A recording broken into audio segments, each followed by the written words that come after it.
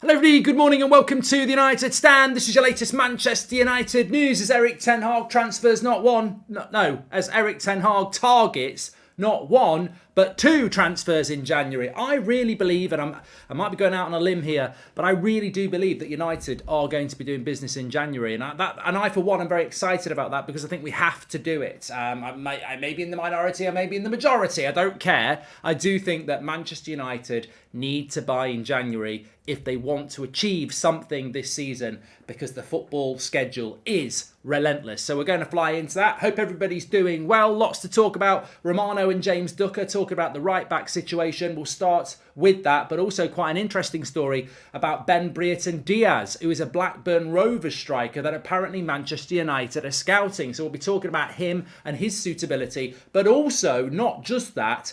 He's out of contract in the summer. There's a few players out of contract in the summer who are strikers that we're going to take a look at as well. So I hope you're doing well this morning. Thanks to everybody who tuned in for the Football Manager 23 stream last night. If you missed it, episode 2 is on Twitch this afternoon at 3 o'clock, but the highlights are going up on That's Football at 12 o'clock if you want to catch up. But I'm up for it this morning. I feel revitalised. I feel good. I mean, obviously United are playing tomorrow. We've got Fulham on Sunday, but I feel revitalised that the noise is coming out of Manchester United, and they're coming out from good sources now. As I said, I spoke to somebody yesterday morning who I trust, and we've got a couple of other journalists today who I trust coming out with stuff as well. So I'm very encouraged that we might actually be doing what we need to do in January, and that is getting some big business done, which means the next 6 weeks or so could be really active. But we'll get into that in a moment. The state of this club shopping in the Championship, we are dusted, says Ty. Oh, come on, let's not be arrogant. Let's not be arrogant. Ty, I don't know whether you're married, but if you go into Harrods and you see a beautiful person and you marry them, I met them in Harrods. You could walk into Iceland or Poundland and see a beautiful person. Don't be elitist and snobby. You can find beauty in real shitholes. So, respect. Anyway, let's move on with it. So we're going to talk about, I want to start off just very, very quickly. Both James Ducker and Fabrizio Romano basically talking the same thing today, which makes me think they've got good information from probably the same place, maybe even the club. Manchester United, maybe. Both Romano and James Ducker of The Telegraph, good journalists, saying that Manchester United will be targeting a right back in potentially January, but certainly are targeting a right back in January potentially. Which is great news, because as much as they like Dalot, and I think it's James Ducker talks about a new contract for Dalot, this is a priority position. Fabrizio Romano again jumps down and digs down and dives down on the fact that the right back position is almost a priority position. I think it is, but it isn't, and I'll explain why in a moment. But we are realistically looking at a right back in January. Now, I think we're going to get a bit of a hint as to how much we're looking for a right back in January tomorrow night and on Sunday, because Aaron Wan-Bissaka is referenced both by James Ducker and Fabrizio Romano as being key in who we buy in January and if we buy.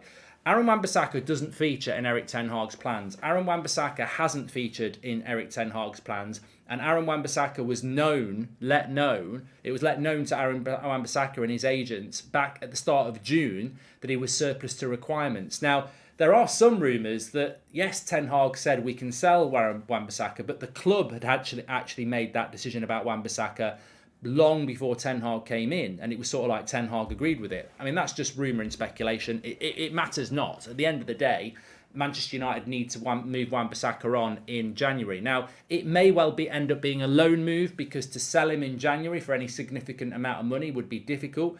I don't normally agree with a loan move, but as long as we buy the right back and he gets loaned, I don't really care. And I could see Aaron Wan-Bissaka going to West Ham or Crystal Palace, doing well on loan, and then them following it up in the summer, or somebody else following it up. A bit like what happened with Jesse Lingard.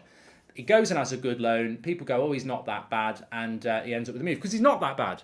He's not a top 4 right back, but I think he's a 6th, 7th, 8th, 9th, 10th, 11th, 12th, 13th, 14th right back. I don't think he's a relegation right back. I think he's a mid-table right back, and I think that's Solskjaer's mistake and Man United's mistake that we ridiculously put it out there, didn't we, at the time of signing Wan-Bissaka, that we'd spent 18 months scouting 200 right backs, and then we spent £50 million on Wan-Bissaka. That's not Wan-Bissaka's fault. It's not Harry Maguire's fault that we spent £80 million on him as well and scouted loads of centre-backs. We got it massively wrong on price and personnel. In fact, Maguire's been talking. We'll talk about him in a minute. Welcome to the Members Club, Matthew Wilson. All I'm going to say about the members club, I can see Amando and Giannis there. This time next week, you are going to get a huge exclusive on the members video. I can't wait. I'm so excited about it. You will get it first on Wednesday. Anyway, let me move on. So, right back is looking good for Manchester United. Bob, welcome to the members club. If we can move Wan-Bissaka on in January, which I think we can definitely move him on loan. Now, the reason I say that the next few days will dictate whether we're going to buy a right back, will Wan-Bissaka start tomorrow? Will Wan-Bissaka start on Sunday? Now, if he starts tomorrow or on Sunday and he does okay, it shows you two things. One, Ten Hag is willing to use him. And two, Ten Hag might look at it and go, he's okay till the end of the season. So we are about to find out whether we're buying a right back for me in the next couple of days, in the next few days. Because if Ten Hag uses Wan-Bissaka at right back against Fulham, because Dalot can't play, he's got to use him tomorrow night to, feed him in a little bit. If he doesn't use Wan-Bissaka tomorrow and on Sunday, we're going to be buying a right back in January, as far as I'm concerned. So let's wait and see what happens there. So obviously, if Wan-Bissaka starts both games and he's not very good, it still might mean we're buying a right back in January. But if he doesn't start in either of them, I think we're 100% buying a right back in January. And then that leads on to who we go for. And I'm not going to spend this show talking about that. I'm going to create a video about that, about what right back I would buy and who's available. I think we should do a whole video on that. But let's wait and see what happens tomorrow night and Sunday before we do that. I think it's worth waiting to see. What James Ducker did say is that Manchester United are going to sit down and offer Diego Dalot a new contract. The reason they haven't done that yet is because Erik Ten Hag has been so busy over his first 3 months, three games a week, working on that. And he's always said that when the World Cup comes and he's got some time to reflect, he will then sort out who should be getting new contracts. Dalot is aware of this. De Gea, Rashford, Fred, Shaw. Everybody is aware of that. You're not getting a new contract at the moment. And this is well known. The club have put it out there. We've known about it for a long time. We've discussed it. Transfers, contract negotiations, who needs to be sold, everything. Ten Hag has basically said, this first 3 months is relentless. I'm focused on the football. I'm not having those conversations. Every minute needs to be based on team talk and tactics. As soon as we finish the Fulham game, let's sit down, let's analyse for 6 weeks, let's look at transfers and sales and future plans, and that's what's going to happen over the next 6 weeks. Ten Hag has told the club that, the club know that, and that's the line. So for the next 6 weeks, we're going to get a lot about contracts, transfers, renewals. There'll be stories about people being sold. There's all sorts of stuff going to happen. And what I would say is it's not just Dalot and Rashford and De Gea contracts. It's not just looking at a right back and a striker. We're looking at the summer, and we're also looking about players who will stay with us for the next year or so, but will be sold in the next 18 months. The Freds, the McTominays, the Shaws, the Sanchos, the Maguires, the Brunos. Everything will be looked at, and it's going to be very, very interesting. So I wouldn't be getting stressed about Dalot's contracts or anything like that. It's well known with the players and the agents and everything like that. And I wouldn't be surprised if we announce a few contracts between November and December, and certainly January. Hopefully not January. I hate it when we do new contracts in January. I remember we did this with Martial a few years ago, and it basically just ends up being a it's like signing a new player. You don't want new contracts in a transfer window, do you? Thanks everyone who's tuning in, by the way. Make sure you smash a like on the video. Don't forget, if you want to do super chats or anything like that, we will read them out.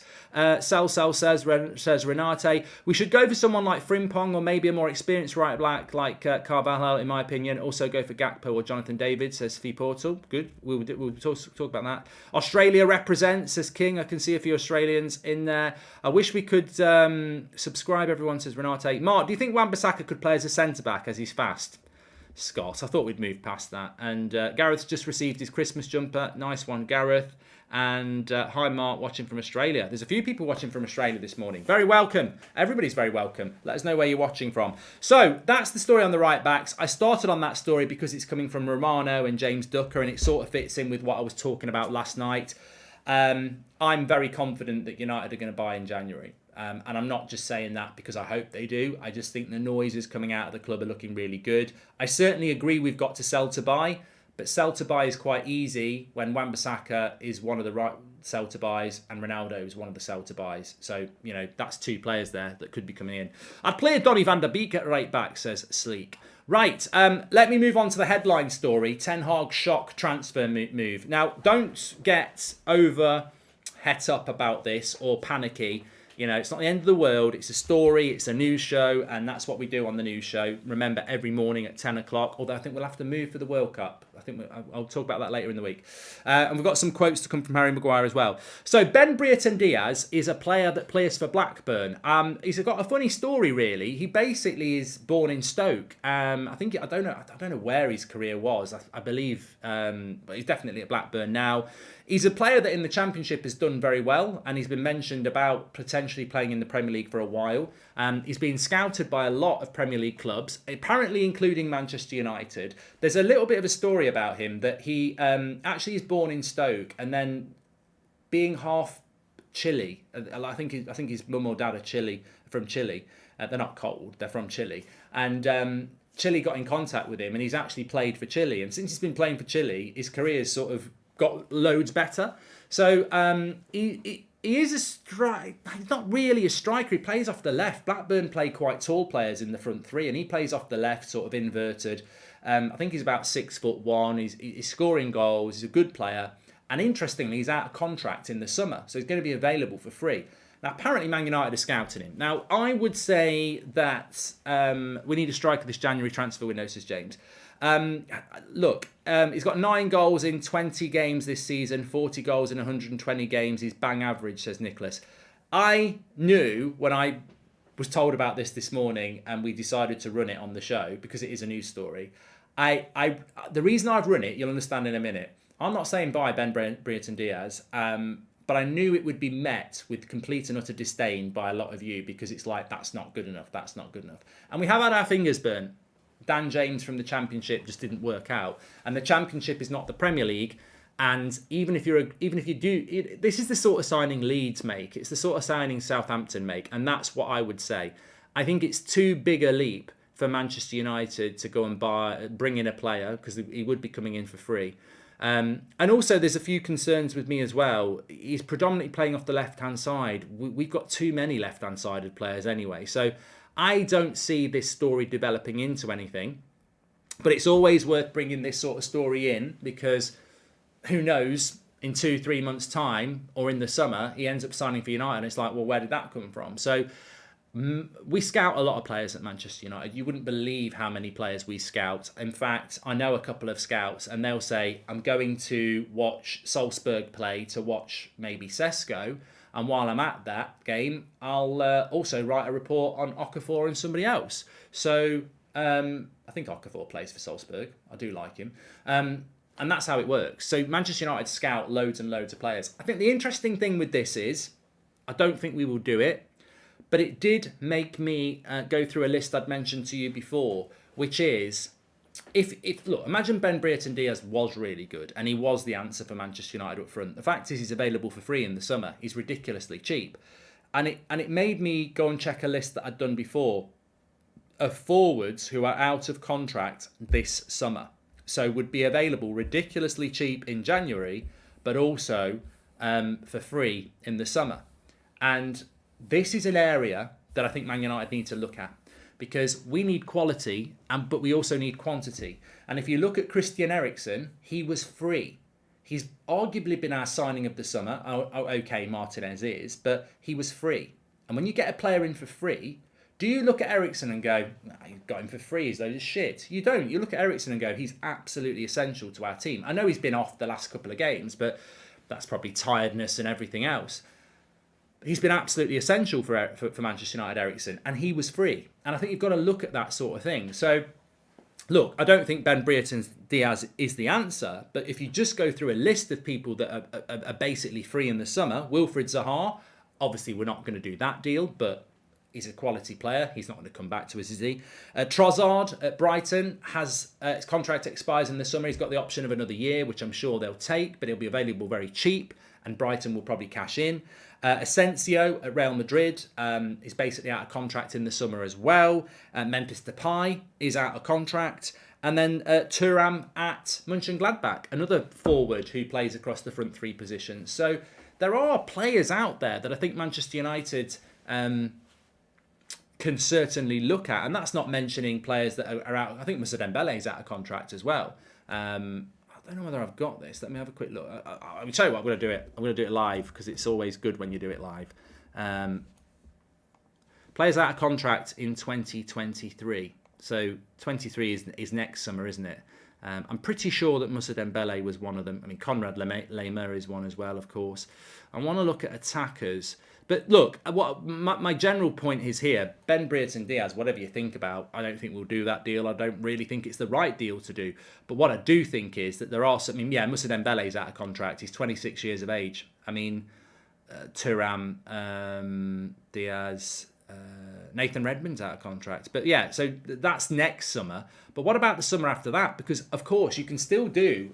If Osimhen was out of contract in 2024, Napoli have to sell him next summer or get him on a new contract, or he's going for nothing. So there's still bargains to be had in 2024 summer.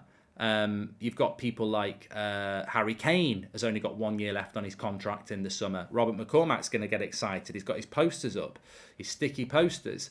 Yeah, Harry Kane's out of contract in a year. Rafael Leao is out of contract in a year. Martinelli is as well. We wouldn't go for him.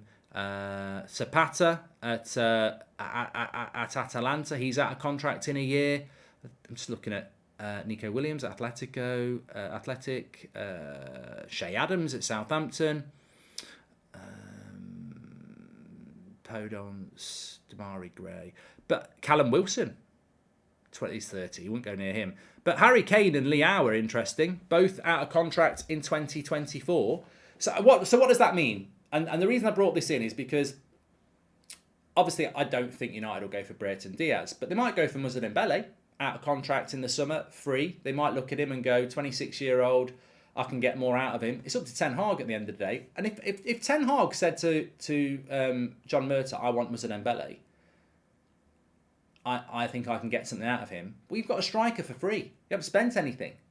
And I think United need to look at that. They don't need to look at Moussa Dembele, but they have to be looking at these lists. And if he says, I really want Harry Kane, Harry Kane's a really difficult deal to do. Rafael Leao, if he wants Rafael Leao or he wants Harry Kane, and he says to John Murtough, they're out of contract, not this summer, the summer after. So Spurs and Milan have either got to get him on a new contract or they're going to have to sell him cheap. There's a deal to be done there. Instead of paying £150 million for Harry Kane, you might get him for 80. So there are deals to be done for Manchester United, and I think they've got to follow that Christian Eriksen model. The only thing that slightly muddles the waters is, what does that do for us in January? Are you looking at the summer then? It makes me mad that no one in the media is talking about the anti-Glazers flags and banners not being allowed and or being confiscated, says Andre. But don't get mad, Andre, because you're talking about it and all the fans are talking about it. Just on that, by the way, obviously the Liverpool, I don't know whether you've seen my video on That's Football about the Liverpool being up for sale. A couple of stories this morning which are probably quite encouraging from United's point of view. Sir Jim Radcliffe is not interested in signing Liverpool, and it's unlikely that they will be taken over by anybody like Man City or Newcastle. Mark, Tielemans and Trossard is a great steal for us, says Mikael Rutsch. Well, yeah, in relation to midfielders, Tielemans is available as well, of course. And Raul Pedro in the Brazilian league would be a realistic striker. Great goals and assists, and physically Ruben Neves for centre midfield and Wagnerman to compete at right back, says JT. Very educated points there. Of course, Ruben Neves is going to go to Barcelona, so we won't be doing anything with that. But look, I think it's interesting and it's encouraging that I think we're going to do business, and I think we will do business in January, but there's some good business that can be done out there, and we shouldn't forget the Christian Eriksen deal, because that saved us for 40 million quid. Christian Eriksen in the open market would have cost 40 million quid. So we need to look at those sort of things, and there are deals that you can do. Look, I don't think we're going to go for Trossard. Adama Traore is available for free in the summer as well. There are players, about Tielemans. I don't think we're going to get any of those players, but it doesn't necessarily matter. It shows you what quality of players there are out there. Interestingly for me, somebody just made a very, very good point, which I'm just going to double check. Are there any right backs out of contract in the summer? I will have a quick look for you now. I know Milan Skriniar is, but I don't know whether there's any right backs available. I mean, Skriniar, Ndika. I do like Ndika at Eintracht Frankfurt, you know. I don't know whether he'd be good enough for the Prem, but I do like him. Right backs. A few left backs. Semedo from Wolves. Probably not. Bellerin. Veltman at Brighton. He's available. Yeah, there's not really any great right backs available in this summer. But is there any right backs with a year left on their contract? Because there's still a year left on your contract is sometimes better than nothing left on your contract because a club's got a decision to make. Then sometimes it works out. I want to talk to you about Harry Maguire's quotes as well, but just bear with me on this. We're doing this live on the Hawk. Right back. Pau Torres is out of contract in a year. Badashil. Remember Badashil? No one's bought him yet. Pavard. Where have all the right backs gone? Max Aarons has only got a year left on his contract. That might be an interesting thing. Apparently Wan-Bissaka now, he'll have a +1. Yeah, there's not loads. There's not loads with a year left on their deal. Max Aarons jumps out though. Have you seen story on Glazers selling for 4 billion? Dan? Nope, I haven't seen anything about that. How are we going to convince any decent players? Man United is run badly. The only positive we have is Ten Hag. We'll probably overpay as usual, says Catherine. Well, we've convinced quite a few players. I don't think we'll have any problem with that, convincing players to come to Manchester United. Max Aarons, again, would be one a bit like Brereton Diaz. I wouldn't be opposed to it, but I think some people are quite arrogant about what they want Manchester United to have. The thing for me is that I don't mind Man United buying a player from the Championship. The Championship is where Jude Bellingham went from. So, Jude Bellingham went from Birmingham in the Championship to Dortmund and is now one of the best midfielders in the world. Now, he is the absolute high percentage player. That's not normal.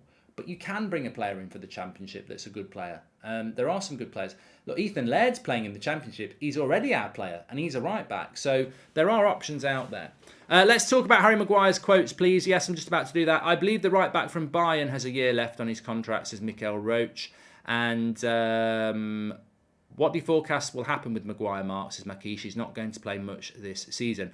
Well, let's go to Harry Maguire, because I do think that there is a conversation to be had there, and he's certainly had a conversation. I'm just going to go through some of his quotes. He's been talking to Manchester United's magazine. He said, as a centre-back and a centre-back who likes to defend the box, it's really the last 20 minutes versus West Ham that were enjoyable. Although it was very tense, it's something me and Martinez were speaking about. They're the moments you want to play for. Obviously, we want to play a little bit better and keep the ball better than we did in those last 20-25 minutes. But you want to defend, you want to hold on to the clean sheet, do everything you can to keep the ball out of the back of the net, and I think we did it really well in the last 20 minutes versus West Ham.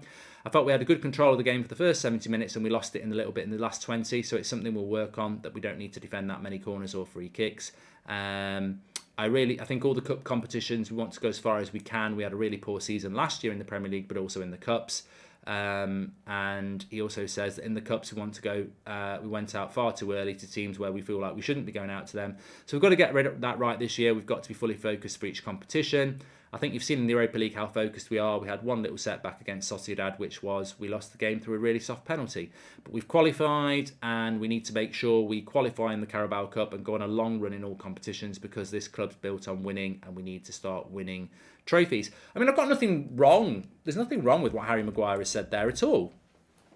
I mean, he can't say what I'm going to say. He can't come out and say that if we go have a long run in all the competitions, we're fucked this year. I mean, Maguire should know that. Maybe he doesn't, but we can't. If we do what Harry says there and we go deep in the FA Cup, the Carabao Cup, the Europa League, we're not getting top four and we won't win anything. We haven't got the squad to do that. This is not the season to try and win a quadruple, even though it would be a Poundland quadruple, because we're not going to win the league and we're not going to win the Champions League. Quadruple for United would be win the Europa League, win the Carabao Cup, win the FA Cup and get top four. We can't do that this season because of the World Cup and playing 3 games a week. We just don't have the squad. Now, Harry Maguire is the club captain. He's got to come out and say that we want to win things, we want to go deep, we want to take every game seriously. But we saw at the weekend we can't take every game seriously because we took Thursday night seriously and we had no energy on Sunday. So we can't do that, but he's got to say that. I get that. What I found really interesting about Maguire's quotes is he sort of let slip what we already know. He spoke about the last 20 minutes against West Ham and how he enjoyed it, defending the box. What did we do against West Ham? We parked the bus in the last 20 minutes. We played a back four with 2 holding midfielders close and both fullbacks tucked in. We played ollie ball. We played this sort of deep defensive line. Everybody's close to each other and defend and counter-attack if you can. And Maguire enjoyed that. And the reason, no one's slagging him off here. The reason he enjoyed it is because that's when Harry Maguire is good. Harry Maguire is very good when you're defending your box, because there's nobody who's going to knock the ball past him. There's no one who's going to spin him on the halfway line. There's no one running at him because he's got so many players around him. So there's no pace issue. There's no getting turned issue, and there's no running at your feet, running at you issue because people are right at you. He's just got to defend crosses into the box and make blocks and interceptions. And he's very good at that. He is very good at that. That's the problem we have with Harry Maguire, is that his qualities do not suit Manchester City, Liverpool, Arsenal, or the way we want to play.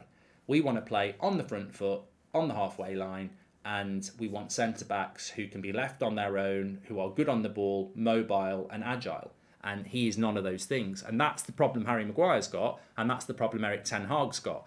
I don't know whether Harry Maguire will end up being sold. I disagree that he's not going to play much football this season, because I don't think there's a massive amount of difference between Lindelof and Maguire. I've always said this. I don't think there's a lot of difference. I'm encouraged that Ten Hag has gone with Lindelof, because I think Lindelof's done a good job with Martinez until Sunday, where it just didn't work. But you could put that down to a lot of things. What he'll do against Fulham, he may well play Maguire because it's Mitrovic, and then Maguire's back in the team. But then you come back after Christmas and it'll be Varane again if he's fit. So Maguire, even if he plays on Sunday against Fulham, he's not got his place back really, has he? Because he's not. The bad news for Maguire is Varane's been injured for a couple of weeks and Maguire's not took his place back. So Varane hasn't really lost his place. Nobody's grabbed his spot. So Varane, if he's fit, will play on Boxing Day, which means Maguire won't play. That's the problem Maguire's got. How many games can he play for Manchester United under Erik ten Hag? And then the flip side of that coin is, how many games is Erik ten Hag going to pick Harry Maguire because he doesn't suit the way he wants to play? Long term, it's an issue. It might be an issue that Erik ten Hag discusses over the next 6 weeks, because Maguire will start for Southgate. But starting for Southgate is not a tick in the box compared to starting for Pep or Klopp or Ten Hag or Arteta. So there is a longer term issue, but I don't think it's as cut and dried as people think it is. I don't think it's like Maguire's shit. I don't think that. I don't think there's much between Maguire and Lindelof. And I just don't think either of those centre-backs really suit the way we want to play. Martinez and Varane do, and I think we need another one longer term. But are we going to just... I mean, the issue we've got is that if Varane and Martinez are fit, we're fine, and the team plays a lot better. If you lose one of Varane or Martinez, the defence changes completely, because Lindelof and Maguire don't suit our system, and you do start dropping towards the edge of the box. Now, if we suddenly wanted to play part the bus, counter-attack football, defend the edge of your box, Maguire's decent at that, but that's not the way Ten Hag wants to play. We need to go and scout outside of Europe and find diamond in the rough like we did with Chicharito in Mexico. Good players outside of Europe, Glazers out, says Trigger. And I do think that that's something that Ten Hag is looking to do, mate. I do. I'm hearing a lot of things about Brazil and scouts, and Ajax have done that very well over the years. I think we're going to see a very different Manchester United, and maybe that will mean looking at players in the Championship, but it will certainly mean looking at players in Brazil, Mexico, Argentina, South America, North America. I think that will happen, and there are some good players there, and we've never really tapped into that market. And one of the big things for me is that we've never really had a very good Brazilian play for Manchester United. I look over the years, Cleverson was a failure, Anderson was okay, Rafael was okay, but Fred's okay. Casemiro's world class. Anthony hopefully will be as well. So we've sort of solved. I mean, nobody gives Ten Hag credit for this, but Ten Hag has solved a problem that's been a problem at United for decades. We've never had a good Brazilian at Man United. And when I say good, I'm not talking about Rafael and Anderson, who were okay. A good player for Manchester United is a Van Persie, who was Dutch, or Martinez is already a very good player, Argentinian. Tevez was very good, Argentinian. So I'm just focusing on South America there. But like you say, Chicharito was. I know he was a bit. I mean, Chicharito was basically Solskjaer. The Mexican Solskjaer. He was just very effective off the bench. So we've never had a Brazilian that you go, they're very, very good. And Ten Hag has solved that problem. in 3 months because Casemiro is unbelievable and he's Brazilian. So we've done it. I'm glad he enjoyed it. I didn't bloody enjoy it. Hanging on to West Ham is not what I want from this team, says Charlie Max. No, I'm not going to dig out Harry for that because I think people criticise people and then they just never give them a break. What is wrong with Harry Maguire saying that I really enjoyed the last 20 minutes against West Ham defending the box? That, of course he enjoyed it. That's what, as a defender, that's his thing. Crosses come into the box, heading it away, last-ditch blocks. That's what he's all about. You can't knock him for enjoying that, and you can't knock him for being good at that. We don't want that. Of course we don't want that.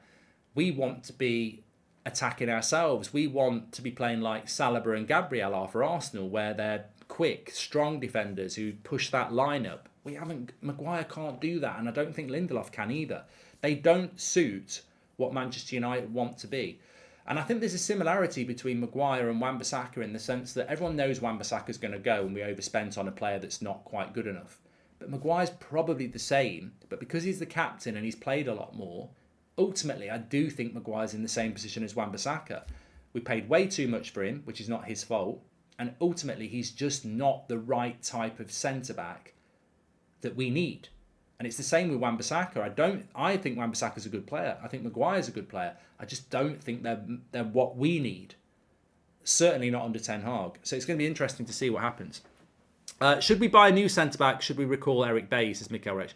Well, we shouldn't recall Eric Bailly because he's got absolutely no chance of staying fit. And also, if Eric Ten Hag thought Eric Bailly was a decent player, he wouldn't have sent him out on loan. So we've got to move on from Eric Bailly. I mean, look, Ndika at Eintracht Frankfurt, I like. Bella Kotchup at Southampton, I like. There are good centre-backs out there that can come in and do the sort of job as a third-choice centre-back at Manchester United behind Varane and Martinez. And that's the key. If Varane's going to get injured or Martinez needs a rest, you need a centre-back that will come in and do the job they do. Obviously not as good, but they can do that job. Liverpool have got it perfect. Man City have got it on toast.